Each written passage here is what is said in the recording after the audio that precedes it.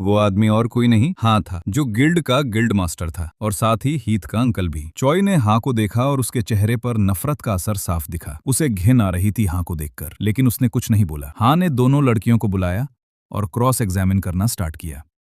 उसने उनकी एक्सप्लेनेशन को इग्नोर करते हुए चिल्लाना शुरू कर दिया। उसका कहना था कि उनका काम एडवेंचरर्स की हेल्प करना था, लेकिन वो फेल हो गईं। इसी वजह से पूरी टीम की मौत हो गई। उसने ये तक नहीं माना कि मॉन्स्टर का रैंक बड़ा था। उसके लिए सब कुछ सिर्फ प्रोटोकॉल के हिसाब से होना चाहिए था। हाँ, चॉय पर चिल्लाता ही जा रहा था, लेकिन चॉय पर कोई असर नहीं हो रहा था। वो इतनी शांत थी जैसे उसने कुछ किया ही ना हो। नारा तक हैरान थी। सोच रही थी कि चॉय ने इतने लोगों को मारा है और फिर भी उसके चेहरे पर ना कोई गिल्ट था ना डर। नारा जानती थी कि अगर किसी को यह पता चल गया कि डंजन के अंदर किसी ने किसी को मारा है, तो दोनों लड़कियों को जेल हो जाएगी। दूसरी तरफ हाँ फ्रस्ट्रेशन में आग बबूला हो रहा था। उसके दिमाग में सिर्फ एक बात चल रही थी, उसका नेफ्यू हीथ मर गया। अब वो अपने भाई को क्या जवाब देगा? कंपनी ऑलरेडी क्रैश होने के मोड में थी और ऊपर से ये लॉस। लेकिन तभी चॉय की नजर हाँ की लग्जरी वॉच और डिजाइनर सूट पर गई। उसने एक स्माइल के साथ हाँ से पूछा कि जब उसका कहना था कि कंपनी के पास पैसा नहीं है, तो फिर उसके पास ये सब लग्जरी चीजें कहां से आईं? चॉय ने गिल्ड मास्टर की एक्सपेंसिव वॉच ब्रांड का नाम लिया, उसकी ब्रांड न्यू इंपोर्टेड कार का जिक्र किया जो करोड़ों की थी, और बोला कि जब हम एडवेंचरर्स अपनी जान दांव पर लगाकर बेयरली मिनिमम वेज से ज्यादा कमा पाते हैं, तो लीडर तो लग्जरी में जी रहा है। उसके टोन में सार्काज्म था, लेकिन उसने आंखों में नकली आंसू भी भर लिए, जैसे वो इमोशनल हो गई हो। ये सब सुनकर डंजन मैनेजमेंट टीम में शक भरी फुसफुसाहटें गूंजने लगीं। सब सोचने लगे, क्या ये वही चॉय है जो पहले हीथ के पीछे छुपी रहती थी, डर के मारे कांपती थी और अब इतनी बोल्ड हो गई है? हाँ को लगा कि अभी भी वो इन लड़कियों को पनिश कर सकता है। इसलिए उसने अनाउंस कर दिया कि उनका छुट्टी का दिन कैंसिल कर दिया गया है और अगली सुबह तक उन्हें एक नए डंजन में एंट्री लेनी पड़ेगी। नारा तुरंत भड़क गई। उसने एतराज किया कि यह सजा नाइंसाफी है। सिर्फ इसलिए कि वो जिंदा बच गई हैं, उन्हें सजा दी जा रही है। लेकिन हाँ सुनने को तैयार नहीं था। उसने साफ कह दिया कि उन्हें शुक्र मनाना चाहिए कि उन्हें काम मिल रहा है, जबकि हंटर्स की कमी हो रही है और हाई रैंकर्स तो पहले ही मर चुके हैं। तभी हाँ फ्रस्ट्रेशन में सोच सोचकर बोलता चला गया और उसने अपने मन की बात सबके सामने बोल दी। उसने कह दिया कि काश चॉय मर जाती और हीथ जिंदा रहता, तो उसके पास एक पावरफुल हंटर होता। अब जब चॉय और नारा जैसे लो रैंकर्स बचे हैं, तो वो उनसे हर एक पैसा निकलवाना चाहता है, उन्हें काम के नाम पर घिसना चाहता है। ये सुनकर चॉय के पेशेंस का ग्लास टूट गया। किसी वार्निंग के बिना चॉय सीधा उसके पीछे आई और उसके प्रेशियस जूल्स पर एक डेडली किक दे मारी। हाँ के चेहरे का रंग उड़ गया। वो इतना शॉक में था कि चीख भी नहीं पाया। उसकी शक्ल उसी मोमेंट में बिगड़ गई। सारे मेल स्टाफ ने वो किक महसूस की, जैसे उन्हें भी लगा हो। नारा ने वो सीन देखा और उसे लगा कि चॉय सच में पागल हो गई है। लेकिन चॉय तो काफी खुश थी, क्योंकि उसके मुताबिक किक बिल्कुल वहीं लगी थी जहां लगनी चाहिए थी। हाँ जोर जोर से हेल्प के लिए चिल्लाने लगा, लेकिन चॉय रुकने के मूड में नहीं थी। चॉय ने हाँ की बातें सुनते ही उसे कह दिया कि इतना ड्रामा मत कर, और अगर गिल्ड में पैसों की कमी थी और हंटर्स की शॉर्टेज थी, तो खुद ही जाकर डंजन क्लियर करे। लेकिन सबको पता था कि हाँ एक डरपोक बिल्ली था। उसे डंजन का नाम सुनकर ही पसीने आ जाते थे। वो कभी भी अपनी जान दांव पर नहीं लगा सकता था। जब हाँ ने सुना कि चॉय उससे इस तरह से बात कर रही है, तो उसने चीख कर पूछा, क्या तू पागल हो गई है? उसका कहना था कि हीथ के जाने के बाद चॉय अपना असली चेहरा दिखाने लगी है। लेकिन चॉय तो सीधा पागलपंती मोड में चली गई।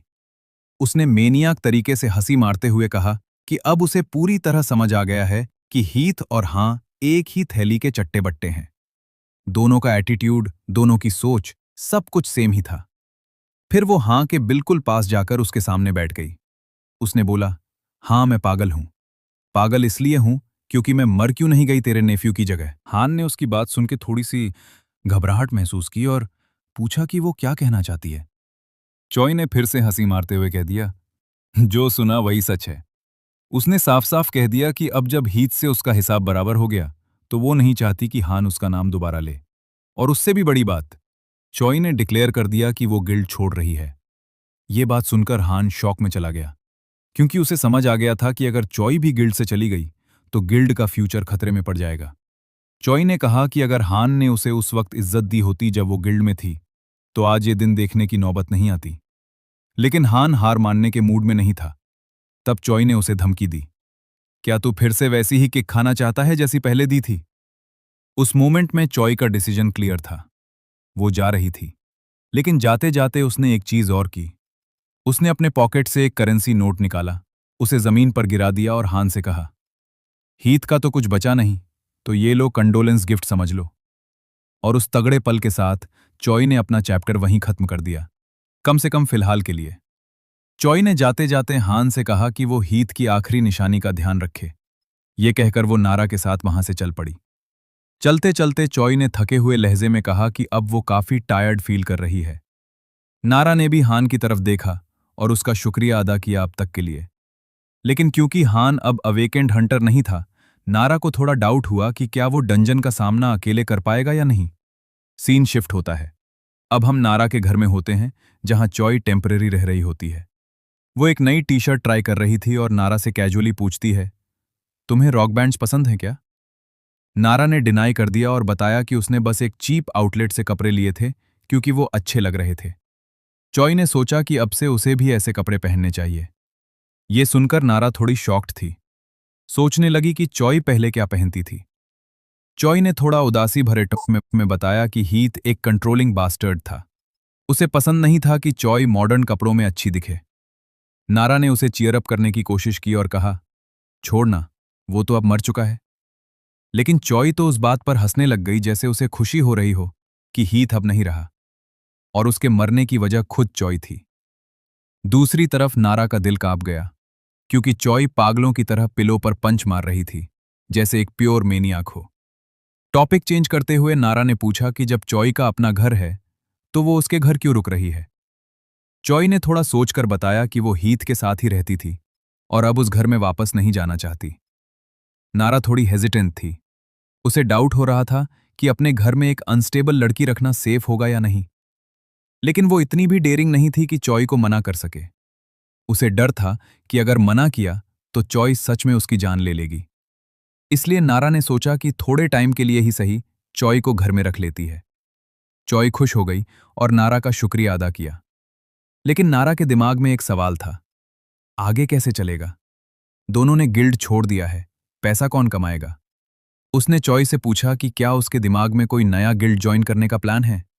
लेकिन चॉय ने सीधे जवाब दिया, मैं किसी गिल्ड में दोबारा नहीं जा रही। नारा हिल गई उस बात से। उसने पूछा कि फिर पैसे का क्या? चॉय ने कैजुअली बताया कि उसके अकाउंट में ऑलरेडी 20 मिलियन वॉन है, तो कुछ टाइम तक वो मैनेज कर लेगी। नारा तो हैरान रह गई। उसके दिमाग में घूमने लगा, सिर्फ 20 मिलियन? जबकि हीथ और हान तो सबके सामने डींग मारते थे कि वो चॉय का रेंट, खर्चा सब कुछ उठा रहे हैं, जैसे वो फ्री में रह रही हो। तब चॉय ने सच्चाई बताई, हान बस डिपॉजिट भरते थे और बाकी रेंट और खर्चे वो सब मिलकर बांटते थे। नारा को यकीन ही नहीं हो रहा था कि दोनों आदमी इतने फर्जी निकले। रेंट जैसी छोटी चीज पर भी झूठ बोलते थे। लेकिन अचानक नारा को रियलाइज हुआ कि अगर चॉय का वाकई में कोई प्लान नहीं था, तो वो इंडेफिनेटली उसके घर में अटकी रहेगी, और ये बात उसके लिए बिल्कुल एक्सेप्टेबल नहीं थी। तो उसने चॉय को और भी ज्यादा परेशान करना शुरू किया। उसे पुश करते हुए पूछा कि क्या वो कोई नई जगह ढूंढने वाली है या कोई जॉब करेगी। चॉय ने एक थके हुए अंदाज में कहा, अभी उसका कुछ भी करने का मन नहीं है। उसका कहना था कि उसने जो चाहा था वो सब अचीव कर चुकी है और अब उसे समझ ही नहीं आ रहा कि आगे क्या करे। नारा उस बात से काफी शॉक थी। उसने पूछा, इतनी छोटी सी उम्र में तुमने सब कुछ अचीव कैसे कर लिया? तभी चॉय के चेहरे पर एक ऑब्लिवियस और सैडिस्टिक सी स्माइल थी और उसने कामली बताया कि उसका सिर्फ एक ही गोल था, उस एडवेंचर ग्रुप को ढूंढना और उन्हें मारना। यही उसका अल्टीमेट मिशन था और वो कंप्लीट हो चुका था। नारा उस जवाब पर बिलीव नहीं कर पाई, लेकिन उसने दिल से शुक्रिया अदा किया चॉय का कि उसने उसे जिंदा छोड़ दिया। दूसरी तरफ चॉय उसकी रिएक्शन देख के हंसने लग गई। उसे नारा का एक्सप्रेशन फनी लग रहा था। लेकिन तभी एक जोर से आवाज चॉय के पेट से आई। नारा ने पूछा, तुम्हें भूख लगी है क्या? चॉय ने हां में सिर हिला दिया और बताया कि उसने पूरा दिन कुछ नहीं खाया। नारा ने उससे पूछा कि क्या उसका कुछ स्पेसिफिक मन है, जैसे फ्राइड चिकन या कुछ और। तब चॉय ने एक और शॉकिंग बात बताई। उसके लिए कुछ भी चलेगा क्योंकि उसके पास कभी चॉइस ही नहीं होती थी। हीथ कभी उसे लेट नाइट खाने नहीं देता था। कहता था अगर चॉय वेट गेन करेगी तो वो खूबसूरत नहीं लगेगी। ये सुनकर नारा का खून खौल उठा। अंदर ही अंदर वो खुश थी कि अब हीथ जैसा इंसान इस दुनिया में नहीं रहा। जब चॉय ने उससे पूछा कि वो इतनी गुस्से में क्यों है, तो नारा ने ठंडी आवाज में जवाब दिया, कोई भी इंसान गुस्सा करेगा अगर उसे ऐसे घटिया और अब्यूसिव बिहेवियर के बारे में पता चले। चॉय ने थोड़ा स्माइल करते हुए कहा कि नारा पहली इंसान है जो उसके बिहाफ पर गुस्सा हुई। लेकिन नारा के लिए तो ये सब नॉर्मल था। उसका कहना था कि सड़क पर भी कोई रैंडम आदमी होता तो वो भी हीथ के बिहेवियर पर चिल्ला उठता। नारा ने डिसाइड किया कि वो कुछ अच्छा सा ऑर्डर करेगी ताकि दोनों पीसफुली डिनर कर सकें और फिर एक अच्छी नींद ले सकें। उसका कहना था कि जितना ज्यादा वो सोचती जा रही थी, उतना ज्यादा उसे अनबिलीवेबल लग रहा था कि चॉय जैसे टैंक टाइप एडवेंचरर को हीथ भूखा रखता था।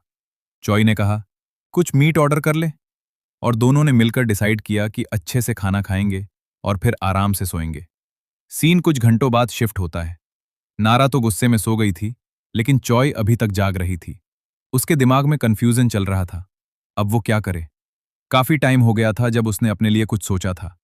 इस बार उसने फाइनली डिसाइड किया कि वो अब डंजन्स में नहीं जाएगी, किसी भी गिल्ड का पार्ट नहीं बनेगी। अब बस वो थोड़ा रेस्ट लेना चाहती थी और जॉब्स करके रोजमर्रा के खर्चे निकालने का प्लान बना रही थी। जब ये प्लान उसे ठीक लगने लगा, तभी एक और गुड़गुड़ाहट उसके पेट में हुई। भूख ने फिर से याद दिला दिया कि अभी भी कुछ मिसिंग है। चॉय एक नाइटमेयर से उठ गई। उसकी सांस फूल रही थी और उसने घबराहट में सोचा कि क्या उसके पेट के अंदर कुछ है। उसे क्लियरली फील हो रहा था कि उसके अंदर कोई जिंदा चीज है जो हलचल मचा रही है। वो कंफ्यूज थी कि क्या ये सब उस रिंग की वजह से हो रहा है जो उसने पहनी हुई थी। जैसे ही उसने रिंग को इंस्पेक्ट करना शुरू किया, उसके मन में आया कि शायद इसे निकालना ही बेटर होगा। लेकिन जैसे ही उसने रिंग को छूना चाहा, एक सिस्टम नोटिफिकेशन पॉपअप हुआ। Parasitic ring, EX class. एक बार पहन लिया तो उतारा नहीं जा सकता।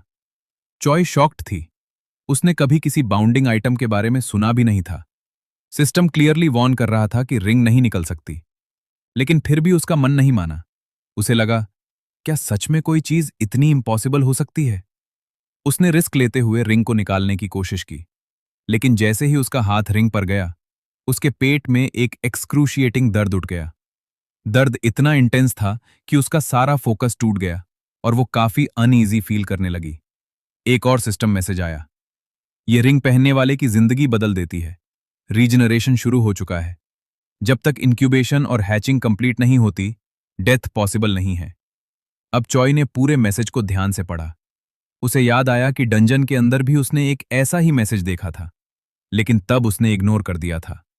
लेकिन अब जो रियल कंसर्न था, वो ये था, मेरे अंदर से क्या हैच होने वाला है?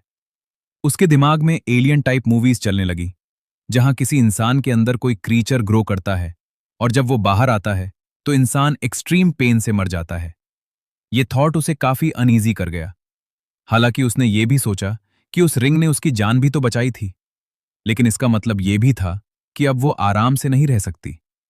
चॉय ने तय किया कि सबसे पहले उसे खुद ही समझना होगा कि ये आइटम आखिर है क्या। ऑफिशियल तरीके से जाना तो नामुमकिन था, क्योंकि अगर ईएक्स ग्रेड आइटम पब्लिक में सामने आ गया तो बड़ी मुसीबत खड़ी हो सकती थी, और फिर सब यही सवाल करेंगे कि ये उसके पास आया कैसे। जब नारा अभी भी सो रही थी, तब चॉय ने क्वाइटली डिसाइड किया कि वो क्लूज ढूंढेगी और जानने की कोशिश करेगी कि उसके अंदर क्या इंक्यूबेट हो रहा है। सीन कुछ आवर्स बाद शिफ्ट होता है। नारा उठकर कंफ्यूज थी कि चॉय सुबह सुबह बिना कुछ बताए कहां चली गई। जब वो फाइनली हॉस्पिटल पहुंची, तो चॉय ने कैजुअली बताया कि उसका स्टमक पेन हो रहा था, इसलिए चेकअप के लिए आई थी। लेकिन तभी चॉय ने टॉपिक चेंज कर दिया और सडनली नारा को अनाउंस किया कि उसने डिसाइड कर लिया है, अब वो उसके साथ ही रहेगी। नारा शॉक में थी और उसने सीधा मना कर दिया। चॉय को यह समझ नहीं आया कि प्रॉब्लम क्या है जब वो रेंट पे करने को रेडी थी।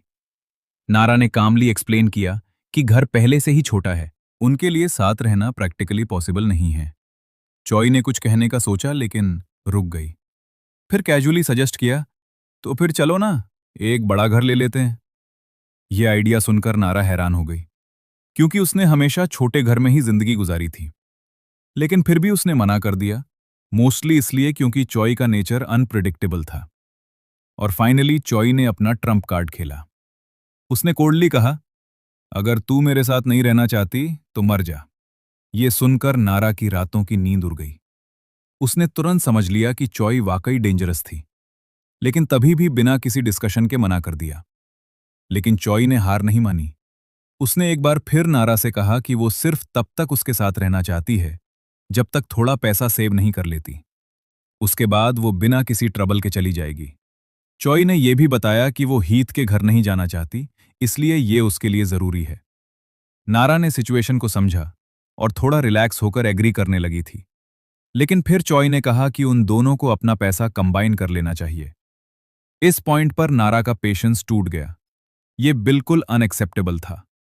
तभी नारा के दिमाग में एक और क्वेश्चन आया। उसने चॉय से पूछा कि अब वो पैसा कमाएगी कैसे, जब उसने कल ही अपनी गिल्ड छोड़ दी है। चॉय ने एक काम जवाब दिया कि वो या तो एक पार्ट टाइम जॉब करेगी या फिर डॉग फाइट में पार्टिसिपेट करेगी। नारा शॉक्ड रह गई। Dog fight? उसने पूछा कि क्या चॉय पागल हो गई है। तब चॉय ने एक्सप्लेन किया कि डॉग फाइट का मतलब असल में कुत्तों की लड़ाई नहीं होती। ये एक्चुअली एक इल्लीगल अंडरग्राउंड फाइट क्लब है, जहां सी रैंक या उससे नीचे के अवेकेंड लोग एक दूसरे से लड़ते हैं और स्पेक्टेटर्स उन पर बेट करते हैं। नाम डॉग फाइट इसलिए रखा गया था ताकि लोगों को ज्यादा शक न हो। नारा को डाउट हुआ कि चॉय सी रैंक है भी या नहीं, क्योंकि उसने उसकी असली पावर देखी थी और उनके वर्ल्ड में रैंक छुपाना क्राइम था। लेकिन चॉय कॉन्फिडेंट थी। उसका हंटर लाइसेंस ऑफिशियली सी रैंक का ही था, और जब फाइट इल्लीगल ही है तो थोड़ा फ्रॉड करने से क्या बिगड़ जाएगा। आखिर में नारा ने डिसाइड किया कि वो भी चॉय पर बेट लगाएगी ताकि पे आउट और ज्यादा हो सके। चॉय ने एकदम से लाफ किया और फाइनली नारा का सपोर्ट मिलने पर उसका शुक्रिया किया। सीन शिफ्ट होता है। अब दोनों एक कन्वीनियंस स्टोर के बाहर खड़े होते हैं। नारा कंफ्यूज थी कि ये डॉग फाइट एरिना कहाँ है। चॉय ने उसे बताया कि ये जगह चाहे बाहर से सप्लाई स्टोर लगती हो, लेकिन अंदर एक एरिना है। उसके छोटे भाई ने कुछ समय पहले उसे बताया था। नारा थोड़ा शॉक में थी। छोटा भाई? चॉय का भाई भी है? उसने पूछना चाहा, लेकिन चॉय ने टॉपिक इग्नोर कर दिया और कहा, चलो अंदर चलते हैं, रजिस्ट्रेशन करते हैं। नारा को डाउट था कि अगर ये सही जगह ना निकली तो क्या होगा, लेकिन चॉय ऑलरेडी अंदर चली गई थी। उसने रिसेप्शनिस्ट को बोला कि उसे एक आइटम ढूंढना है। रिसेप्शनिस्ट ने पूछा कि क्या आइटम चाहिए। तभी चॉय ने अपना हंटर लाइसेंस निकाल दिया। रिसेप्शनिस्ट ने तुरंत एंट्री डिनाई कर दी। उसने कहा कि बहुत लोग ऐसे आए हैं जो इंजर्ड होकर गए और कुछ तो खड़े भी नहीं हो पाए। उसने चॉय को सजेस्ट किया कि वो किसी की गिल्ड ज्वाइन करे, उसके लिए ये सेफ होगा। चॉय ने अपना मैटर बताया कि उसने गिल्ड कल ही छोड़ दिया है और अब वो ब्रेक लेना चाहती है। लेकिन रिसेप्शनिस्ट अभी भी कन्विंस्ड नहीं थी। उसने कहा कि सी रैंक के पास काफी ऑप्शंस होते हैं और डॉग फाइट ज्यादा डी और ई रैंक वालों के लिए होता है। चॉय ने कंटिन्यूअसली इंसिस्ट किया। तब रिसेप्शनिस्ट ने उसके चेहरे को क्लोजली देखा और उसकी आंखों में कुछ अलग ही दिखाई दिया, वो क्रिम्सन रेड आइज। रिसेप्शनिस्ट तुरंत समझ गई कि ये लड़की किसी को मार चुकी है। उस मोमेंट पर उसके सारे डाउट्स क्लियर हो गए, क्योंकि बिगिनिंग से ही उसमें कुछ डेंजरस था। रिसेप्शनिस्ट ये सोच रही थी कि एक इतनी नॉर्मल सी लड़की जैसे चॉय अपनी जान इतने रिस्क में क्यों डाल रही है, सिर्फ थोड़ा सा मजे लेने के लिए। उसे ये समझ नहीं आ रहा था। वहीं दूसरी तरफ चॉय रिसेप्शनिस्ट को मार देना चाहती थी, लेकिन खुद को कंट्रोल किया और कामली कहा कि ऐसी डरावनी बातें बिना किसी सबूत के बोलना सही नहीं है। उसने ये भी कहा कि वो कभी किसी को नहीं मारेगी, लेकिन रिसेप्शनिस्ट ने आखिरी में उसे सीधा बोल दिया कि उसने गलत जगह पर एंट्री मांगी है, बेहतर होगा घर चली जाए। चॉय को अब समझ आ गया था कि सिर्फ बातों से कुछ होने वाला नहीं, तो वो टेबल के पास जाकर उस पर झुक गई और ओल्ड लेडी से पूछा, आपको क्या चाहिए होगा हमें अंदर जाने देने के लिए? रिसेप्शनिस्ट ने तुरंत समझ लिया कि बात पैसों की हो रही है। उसने फिंगर अपने लिप्स पर रखी और चॉय से कहा, चुप रहो और मेरी बात मानो। लेकिन चॉय ने एक और डायरेक्ट सवाल कर दिया, आप कार्ड एक्सेप्ट करती हो? रिसेप्शनिस्ट इरिटेट हो गई। उसने गुस्से में कहा कि ये जगह कैश ओनली है और अगर चॉय के पास कैश नहीं है तो उसे 10% एक्स्ट्रा फी देनी पड़ेगी। साथ ही वार्निंग भी दी कि अगली बार बिना कैश के आई तो एंट्री नहीं मिलेगी। चॉय ने क्विकली हाँ कर दी। रिसेप्शनिस्ट ने एक रिसीट निकाली, उसे एक तरफ फेंक दिया और बताया कि स्टोर के पीछे जो हॉलवे छुपा हुआ है उससे सीधा अंदर चली जाएं। जैसे ही दोनों अंदर एंटर करती हैं, एक पूरा फाइट एरिना सामने होता है। नारा थोड़ा शॉक में थी और सोचने लगी, एंट्री फी कुछ ज्यादा नहीं थी क्या? चोई ने बोला कि टेंशन लेने की बात नहीं है, वो तो इस जगह से पैसों की बरसात करवा देगी। जब फाइट शुरू हुई तो सब लोग अपने फेवरेट फाइटर्स पर बेट्स लगाने लगे, लेकिन सिर्फ कैश एक्सेप्ट किया जा रहा था। चोई अनॉयड थी कि उनके पास ज्यादा कैश नहीं था पार्टिसिपेट करने के लिए। तभी चोई नारा की तरफ मुड़कर उससे पूछने वाली थी कि क्या उसके पास कुछ कैश है, लेकिन वो शॉक में रह गई क्योंकि नारा वहां थी ही नहीं। वो तुरंत इधर उधर देखने लगी और तब उसने देखा कि नारा ऑलरेडी अपना पूरा कैश लेकर काउंटर पर बेट लगाने चली गई थी। चोई को यकीन नहीं हो रहा था, क्या ये वही नारा है जो अभी थोड़ी देर पहले फाइट से डर रही थी? अब वो फुल सीरियस मोड में थी। और सबसे सरप्राइजिंग बात यह थी कि नारा के पास काफी कैश था, जबकि जब एंट्रेंस फी देने की बारी आई थी तो उसने 1 रुपया भी नहीं दिया। जैसे ही नारा वापस सीट पर आई, चॉय ने उसे इंटेंस नजर से घूरना स्टार्ट कर दिया। नारा कंफ्यूज थी, ये ऐसे घूर क्यों रही है मुझे? चॉय नाराज थी कि जब उसने 1.1 मिलियन एंट्रेंस फी के रूप में दिए, तब नारा चुपचाप बैठी रही, जबकि क्लियरली उसके पास पैसा था। नारा ने तुरंत जवाब दिया, एंट्रेंस फी देना तुम्हारा डिसीजन था, मैंने तो नहीं कहा था। दोनों के बीच कैश को लेकर झगड़ा स्टार्ट हो गया। लेकिन तभी किसी ने चॉय से पूछा, तुम यहां नहीं हो क्या? चॉय ने पीछे मुड़कर देखा।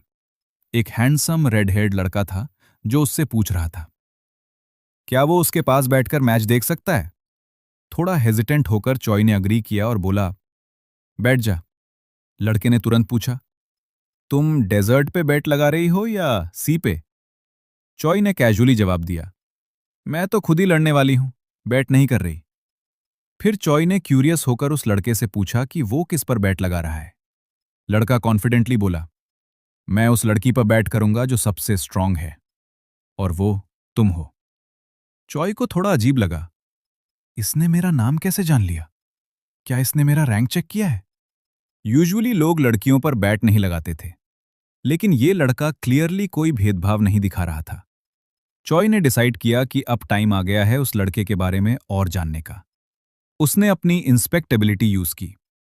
चॉय शॉक में आ गई थी जब उसने देखा कि उसकी इंस्पेक्ट स्किल से लड़के के बारे में एक भी इंफॉर्मेशन नहीं मिल रही थी। सब कुछ सिर्फ क्वेश्चन मार्क्स में था। यह देखकर चॉय को एहसास हो गया कि जब उसका खुद का रैंक ए था, तो इसका मतलब था कि या तो लड़का भी ए रैंक का था या उससे भी ज्यादा पावरफुल। अब चॉय के दिमाग में ये सवाल उठने लगे कि एक ए रैंक या उससे हायर हंटर ऐसी अंडरग्राउंड फाइटिंग एरिना में क्या कर रहा है। वो सोच रही थी, ये लड़का है कौन? लेकिन उसके कुछ पूछने से पहले ही लड़के ने उल्टा चॉय से सवाल कर दिया। उसने कैजुअली पूछा कि क्या चॉय को पार्टिसिपेंट्स के लेवल रेस्ट्रिक्शंस के बारे में पता है, और अगर पता है तो फिर वो खुद यहां पार्टिसिपेट क्यों कर रही है? क्योंकि नॉर्मल स्टाफ हंटर लाइसेंसेस को वेरीफाई जरूर करता है। लड़के ने गेस किया था कि चॉय ने अपना रैंक फेक दिखाया होगा। यह सुनकर चॉय इरिटेट हो गई। उसने गुस्से में जवाब दिया कि असली क्रीपी तो लड़का ही था, जो बिना परमिशन के किसी और का रैंक चेक कर रहा था। चॉय ने उसे स्ट्रिक्टली बोल दिया कि अपना काम करे, मैच एंजॉय करे और दूसरों को परेशान न करे। तभी नारा ने सिचुएशन देखकर इंटरवीन किया। उसने लड़के को पोलाइटली ओल्ड मैन कहकर एड्रेस किया और कॉन्फिडेंटली कहा कि उन दोनों के पास असली हंटर लाइसेंस है और यहां कोई फ्रॉड नहीं हो रहा। लड़का थोड़ा सरप्राइज्ड हुआ, फिर चुपचाप नारा की बात मान गया और कुछ नहीं बोला। वहीं नारा भी लड़के पर भड़क गई। उसने डांटते हुए कहा कि अगर वो ड्रिंक करके आया है तो चुपचाप फाइट देखे और लोगों से झगड़ा करना बंद करे। चॉय थोड़ी कंफ्यूज हो गई थी। उसके मन में आया, नारा इतने हैंडसम लड़के को ओल्ड मैन कहकर क्यों बुला रही है? नारा ने बिना किसी डाउट के बोला कि जो लड़का चॉय के पास बैठा है वो असल में एक बूढ़ा आदमी है जिसका नोज ड्रिंक की वजह से लाल हो गया था। चॉय ने जब फिर से लड़के की तरफ देखा तो उसे अब भी एक यंग हैंडसम लड़का ही दिख रहा था। उसने सोचा, क्या नारा अंधी हो गई है? लेकिन नारा बार बार कहती रही कि वो लड़का एक गंजा बूढ़ा आदमी था जिसके सिर पर एक भी बाल नहीं था। यह सुनकर लड़का हंस पड़ा। उसने मस्ती में कहा कि अगर वो दोनों इतनी कैजुअली उसके बारे में बात करेंगी तो उसका दिल टूट जाएगा। चॉय अब पूरी तरह से कंफ्यूज हो चुकी थी। उसे लगा कि लड़के ने जरूर कोई high level special item use किया है जो उसकी असली आइडेंटिटी और अपीयरेंस को छुपा रहा था। वो इसी सोच में थी कि तभी एक जबरदस्त बेल बजी और रिंग में नेक्स्ट राउंड का अनाउंसमेंट हो गया। फाइट फाइनली शुरू होने वाली थी। Master of the desert versus storm of the sea. नारा तो एक्साइटमेंट से फुल रेडी थी। अपने मन में सोच रही थी कि इस मैच से वो बहुत पैसा कमाएगी। लेकिन जैसे जैसे लड़का हंसता जा रहा था, नारा थोड़ी इरिटेट होने लगी। गुस्से में उसने उस ओल्ड मैन को धमकाया कि अगर वो चुप नहीं हुआ तो उसे बाहर निकलवा देगी, क्योंकि अब उसका पैसा दांव पर लगा था और वो कोई भी डिस्ट्रैक्शन बर्दाश्त नहीं कर सकती थी। चॉय ने मीनवाइल नोटिस किया कि पूरे एरिना में ज्यादातर लोग नॉन अवेकेंड या लो रैंक हंटर्स ही थे, और लगता था कि लड़के ने ऐसा high level concealment item use किया था कि लो रैंकर्स को उसकी असली शक्ल तक नहीं दिखती थी। सीन शिफ्ट होता है। रिंग के अंदर दोनों पार्टिसिपेंट्स इंट्रोड्यूस होते हैं। एक था ई रैंक का फाइटर और दूसरा डी रैंक का। नारा ने एक्साइटमेंट से चॉय से पूछा, तुम्हें क्या लगता है कौन जीतेगा? चॉय ने मैटर ऑफ फैक्ट टोन में बोला कि रैंक ही सब कुछ होता है इस दुनिया में, और ऑब्वियस ही था कि डी रैंक का फाइटर जीतेगा। नारा ये सुनकर और भी खुश हो गई, क्योंकि उसने अपना बेट डी रैंक वाले पर ही लगाया था। लेकिन तभी वो लड़का फिर से बीच में टपक पड़ा। उसने स्लाइटली टीस करते हुए पूछा कि क्या वो दोनों अपना बेट बदलना नहीं चाहती? लेकिन नारा ने उसकी एक भी नहीं सुनी और कॉन्फिडेंटली कहा कि नहीं, उनका डिसीजन फाइनल है। नारा ने गुस्से में लड़के से कहा था कि वो अपना काम करे, क्योंकि वैसे भी वो इतना हैंडसम नहीं था।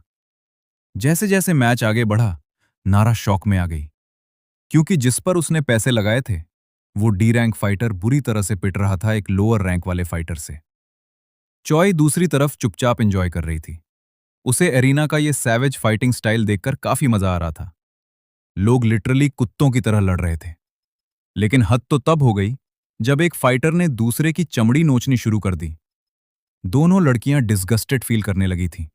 सोच रही थीं कि शायद लोअर रैंक बंदा ही जीत जाएगा। नारा टेंशन में थी, क्योंकि उसका पैसा लाइन पर था और वो बिल्कुल भी खुश नहीं थी। तभी वो लड़का जो उनके साथ बैठा था कैजुअली बोल पड़ा। उसने दोनों लड़कियों को बोला कि वो रियलिटी को एक्सेप्ट करें, क्योंकि क्लियरली ई रैंक वाला प्लेयर चीटिंग करके जीत रहा था।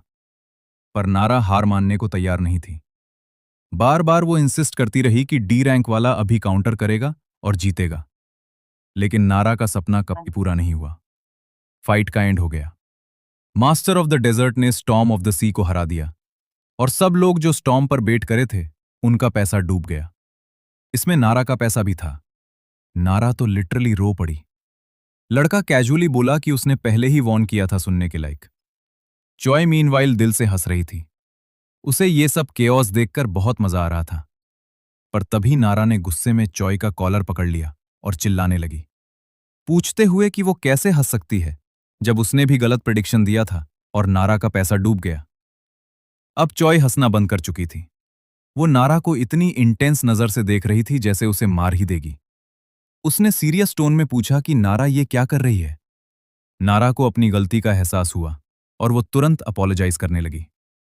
उसने बोला कि वो बस एक सेकंड के लिए अपने इमोशंस में बह गई थी और आगे से कभी ऐसा नहीं होगा।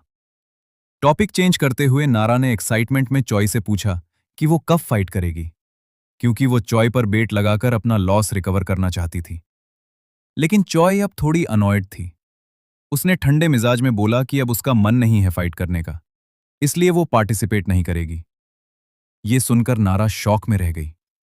वो लिटरली चीखने लगी, चॉय से कहती हुई कि उसे मदद करनी चाहिए पैसा कमाने में।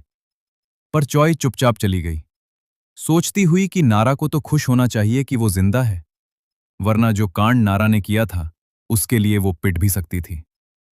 चॉय के दिमाग में अब सिर्फ एक ही चीज घूम रही थी, वो रेड हेयर्ड लड़का।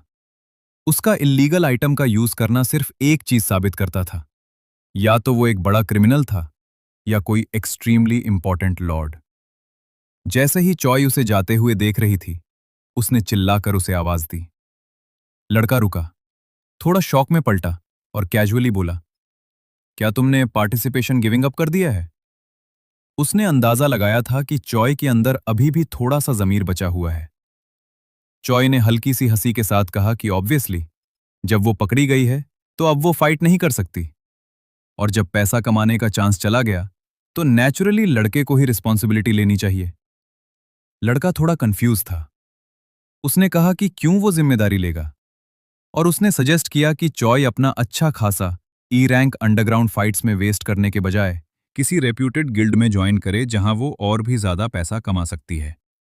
चॉय ने इनोसेंट स्माइल के साथ जवाब दिया कि ये सब उसकी हॉबी है, और वैसे भी उसे लड़के से यह भी पूछना था कि वो यहाँ क्या कर रहा था, इल्लीगल आइटम यूज करके अपनी आइडेंटिटी छुपा के। ये सुन के लड़का थोड़ा सीरियस हो गया। उसने कहा कि उसके लिए भी ये सिर्फ एक हॉबी है, और जैसे उसने प्रिटेंड किया था कि उसने चॉय का स्कैम नहीं देखा, वैसे ही अब चॉय को भी अपने रास्ते पर चलना चाहिए। लेकिन चॉय अब रुकने के मूड में नहीं थी। वो उस लड़के के और करीब गई और मुस्कुराते हुए पूछने लगी। चॉय ने लड़के से कैजुअली पूछा था कि क्या वो अपने डिस्ट्रीब्यूशन चैनल्स के बारे में बताएगा, जहां से उसने स्पेशल आइटम्स लिए थे, खासकर वो आइडेंटिटी हाइडिंग आइटम। चॉय भी ऐसी कोई चीज लेना चाहती थी, लेकिन लड़का बिल्कुल भी तैयार नहीं था अपनी सोर्सेज बताने के लिए। उसने चॉय से थोड़ा टीज करते हुए पूछा था कि क्या वो भी क्रिमिनल बनने का प्लान कर रही है। उसने क्लियरली बोल दिया कि वो अपनी सोर्स की इंफॉर्मेशन नहीं देने वाला। चॉय थोड़ी सरप्राइज हो गई थी। उसे लगा कि लड़का बहुत ही सख्त मिजाज का है। तभी दोनों के दोनों शॉक में आ गए जब उन्होंने देखा कि कुछ ऑफिशियल्स ने अंडरग्राउंड फाइटिंग एरिना में रेड मार दी थी। जो लोग सस्पिशियस दिख रहे थे, उन्हें तुरंत अरेस्ट किया जा रहा था। अब लड़का नर्वस हो गया था। उसने चॉय से बोला कि जल्दी निकलना होगा, वरना पकड़े जाएंगे और अननेसेसरी मुश्किल में फंस जाएंगे। लेकिन चॉय के लिए तो ये एक गोल्डन अपॉर्चुनिटी थी। उसने लड़के का हाथ पकड़ लिया और टीजिंग टोन में कहा कि अब उसके पास दो ऑप्शन है, या तो मुझे ले जा जहां से तूने वो आइटम खरीदा था, या दोनों एक साथ अरेस्ट होकर जेल में कुछ दिन बिताएं। तो दोस्तों, आज का एपिसोड यहीं खत्म होता है। अगर आपको चॉय का ये डेंजरस अवतार और ये वीडियो पसंद आया हो तो लाइक का बटन जरूर दबाएं और चैनल को सब्सक्राइब करना ना भूलें। आपको क्या लगता है, क्या चॉय और वो लड़का पुलिस की रेड से बच पाएंगे? अपना ओपिनियन कमेंट्स में जरूर बताएं। चलिए गाइज, आज 100 कमेंट्स का टारगेट पूरा कर दो। देखते हैं आप लोग कितनी जल्दी करते हो। Thanks for watching.